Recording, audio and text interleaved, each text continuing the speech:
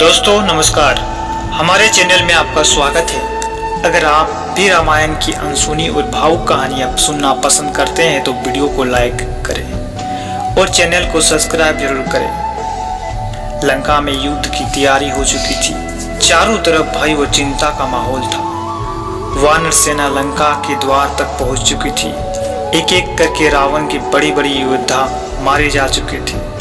तब रावण को याद आया अपने सबसे शक्तिशाली भाई कुंभकर्ण की। कुंभकर्ण गहरी नींद से सो रहा था।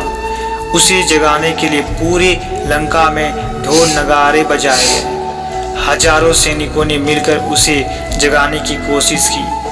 बहुत प्रयास के बाद आखिरकार कुंभकर्ण की नींद टूटी।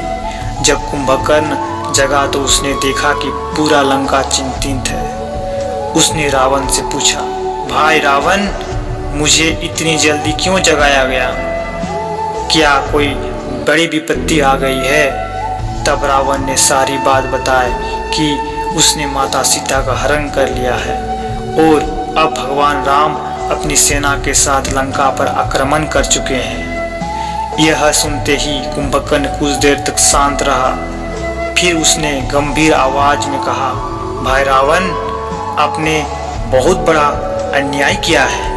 किसी की पत्नी का हरण करना धर्म के विरुद्ध है। आपको माता सीता को तुरंत वापस कर देना चाहिए था। कुंभकर्ण की यह बात सुनकर रावण क्रोधित हो गया। उसने कहा, कुंभकर्ण, मैं तुम्हें सलाह सुनने के लिए नहीं बुलाया हूँ, मैं तुम्हें युद्ध करने के लिए बुलाया हूँ।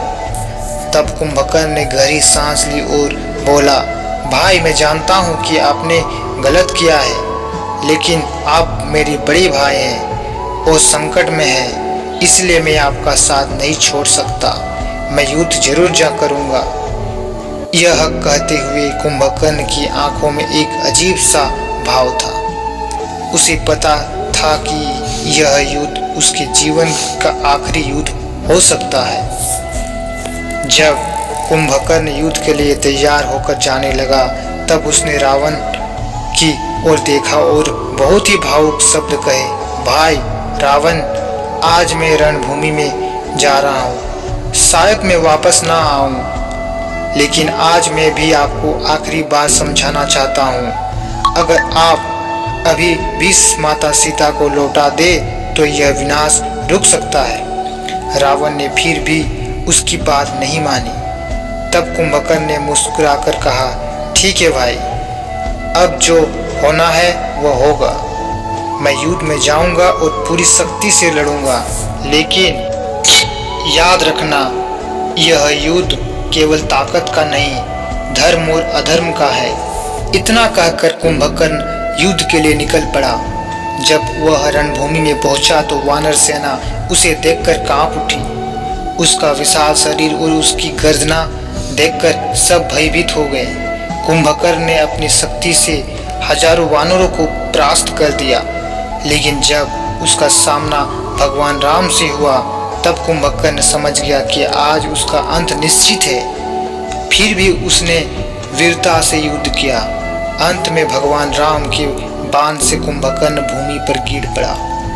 मरते समय भी उसके चेहरे पर एक शांति थी कि उसने अपने भाई का साथ निभाया था और एक सच्चे योद्धा की तरफ युद्ध किया था। दोस्तों, कुंभकर्ण की यह कहानी हमें सिखाती है कि सच्चा भाई वही होता है जो गलत होने पर भी सच बोलने की हिम्मत रखे। कुंभकर्ण ने रावण को कई बार समझाया, लेकिन जब रावण नहीं माना तब भी उसने अपने भाई का साथ नहीं छोड़ा। यही कारण है कि आज भी कुंभकर्ण को केवल एक राक्षस के रूप में नहीं, बल्कि एक सच्चे और वीर भाई के रूप में भी याद किया जाता है।